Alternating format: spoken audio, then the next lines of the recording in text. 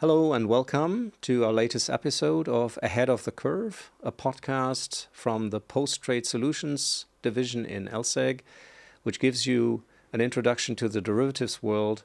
My name is Roland Stamm, and with me today is Maeve Gear from FMS-SG, and we're going to explain what that actually is and what that means. Maeve is heading the team for quantitative analysis and valuation in FMS. We both go back actually to our common banking days. We used to work in a bank called Depfa Bank. We're responsible for pricing and representing the derivatives portfolio there. And that was before the financial crisis, long time ago. Then Lehman happened, the Lehman default happened. And I still remember a lot of panic and activity from that, right? And you probably do too. Yeah. I remember us all working late into the night and the traders trying to re-hedge all those trades, trade after trade, and try to terminate all those trades as well. Yeah. I also remember we got free pizza that night, but see, yeah, that was the last of the you freebies. win some, you lose some. So the result of that was that regulators across the world decided to tighten the screws a bit on regulation, and as a result, we got clearing wherever possible to do central clearing. And also we got margining rules, UMR being one of them, the Uncleared Margin Rules for initial margin. And the company I then, after the banking experience I worked for, was a consultancy that helped building the tools to calculate margins. And that was then turned into a service. And this service is based on a software called Open Source Risk Engine, or ORE in short. And that's what we want to talk a little bit about. We have talked about this in previous episodes of this podcast before. By the way, for our audience, there is a new release that just came out a couple of days ago of ORE. So please have a look at it. It's the 14th release since we started in 2016. And now to get into what FMS actually is. It's one of those famous, very long German words, but there's a good English translation. Why don't you explain to us what FMS-SG stands for and does? Yeah, well, you can probably do the German word better than me, but I'm going to just say it in English. FMS stands for Financial Market Stabilization, and it's the German government's institution for winding up the portfolio which was taken over from hyper real estate during the financial crisis that time. So the aim is to really wind it up in a profitable manner to get the best possible results for the German taxpayer. And it's obviously very challenging because, as you will recall, it's a very complex portfolio and parts of it are long dated and illiquid.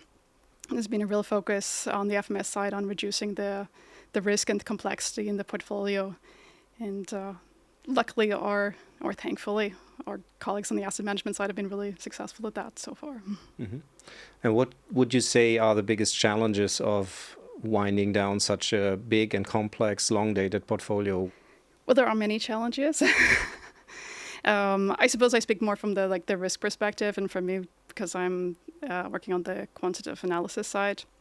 So for us, our particular challenges on the structured trades, and there we have to come up with an independent market valuation, even though there isn't really a market or the liquid one anymore. These were products which were traded before the financial crisis, and they're not really popular anymore at all, for good reason generally.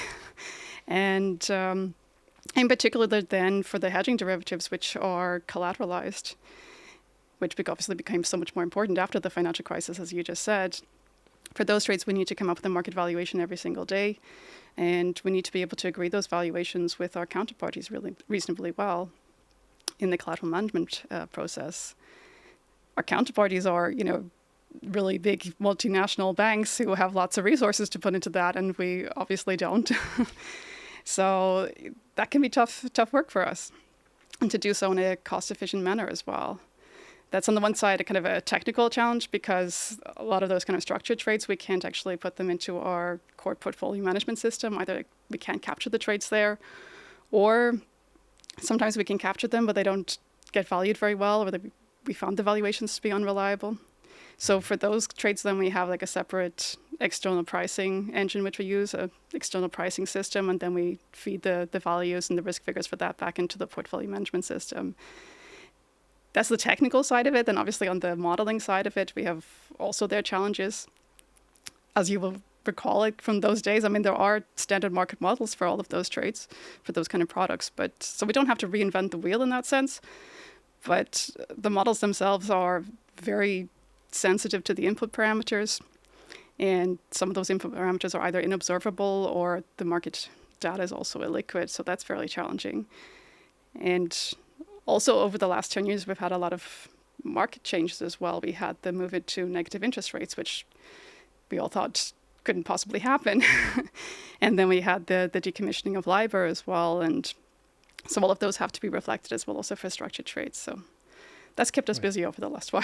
I can imagine, yes. And we went part of the way because while I was working for that consultancy firm, I remember that we had some projects together even before the one that we want to talk about in particular. So I mentioned ORE in the beginning.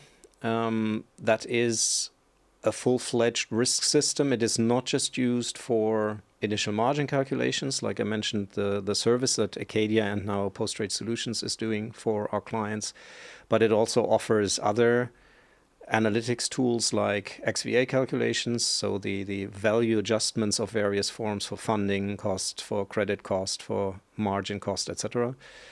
But it also supports the pricing, just the pricing of very structured, very complex trades via its scripted trade engine or scripted trade module. And maybe you can tell us a little bit about the kinds of structures that you were particularly interested in. I don't know how deeply you may go into that, how public or unpublic that is. I mean, some of it is public, and some of the simpler structures are, for instance, the Lobo trades that we have. Those are essentially Bermudan option trades. Then there are also other formula-based payoffs with interest rate, inflation-linked payoffs. And inflation is in particular, as you said, problematic because they are so long dated and they tend to accumulate up, right? Up and up and up. And that means that the collateral amount also explodes, kind of. And that is obviously something that needs to be taken care of. As you said, you have to agree on a daily basis with your highly sophisticated counterparties in the market. How could ORE help you in handling those trades? Or why did you choose ORE in the first place, let's say? We were already familiar with ORE, as you say. It also does XVA, and we had used it in some limited capacity also for CVA before, but also for vanilla trades. So we had some familiarity with it, and we've been able in recent years to actually reduce some of the complexity in the portfolio. So we had reduced the number of currencies and the number of models, so we didn't have quite as many as we used to do. And with that in mind, we were really looking around to see if we could find a tool that would help us maintain the quality standard that we wanted to achieve, but at the same time also reduce the operating costs for this external pricing system that we had. The open risk engine has obvious benefits. I mean, the number one is that as an open source, it's free and there's no license costs. So you can't buy it on price. But I think the other major advantage is, of course, it's not a black box system, and you have full access to all of the code. And that means then for us, then we don't have to be reliant on someone else to explain the behavior or why it's giving out certain kinds of results, but we can just go in and debug it ourselves and figure it out. And that gives you a lot of confidence already in the figures that you're producing, and that just feeds into your quality, which in itself also feeds it into cost efficiency over time. So that's, I guess, the background of why we were looking at it. I think the other thing you mentioned earlier was the scripted trades framework. When we originally started looking at the open risk engine for covering our portfolio, we were was like mid-2023, and that hadn't been released yet. But then late 2023, the scripted trades framework was released, and that really gave us the possibility to cover the whole of our portfolio. And I think that was really crucial as well, because if you have those one or two little trades which are just have to be handled exceptionally, then that really just drains the resources over time. So that gave us that flexibility as well. Yeah, then we said we try and go for it. Would you say it was a success? Absolutely, yeah. I'm really happy overall. When we went for it, we had a very tight timeline. We really committed to it, and in the end, we had to do the pre-study, the migration, and the go live all within 1 year. We were very lucky to have an internal team, first of all, who were really enthusiastic about it and really committed to it. But we also were very happy to have some support from your team. And I think that particularly with at the start, then that kind of special knowledge on the scripted trades framework, and then a few little tweaks here and there to the codes and the functionality that really kind of made that difference for us, that made it really work for our needs. And particularly then on the modeling side, especially when you talk about the inflation trades as well, that expertise really came in useful for us. I'm really glad to hear that, and excited to hear that it's a success, that your reconciliations with your counterparties are working and calculating risk numbers and everything. So that's really good. It's a work in progress. I mean, there's still a lot of improvement. Well, I wouldn't say a lot of improvement, but there's, of course, you always have to keep monitoring these things, and yeah, markets, of course, are changing as well. Yes. But I think the important thing is that you have a flexible tool, and you have something that you feel comfortable and confident in using. And I think that's what we've achieved with the Open Risk Engine. Yes. So the scripted trade framework was originally also designed for the service that I already mentioned, for the initial margin calculation. So it's not only covering the kinds of products that you mentioned, in particular inflation, but also all sorts of other hybrid or highly complex trades like equity plus interest rates, FX plus interest rates, those kinds of highly structured trades, as you said, that were very popular before the financial crisis, and in some areas are still very popular. In Asia, you still have many of these equity and FX linkers in place. And so we see lots of these in our service as well. But it was really great to see an adoption in a productive pricing system internally in an organization outside of our client base, where we do this as a service on a daily basis, right?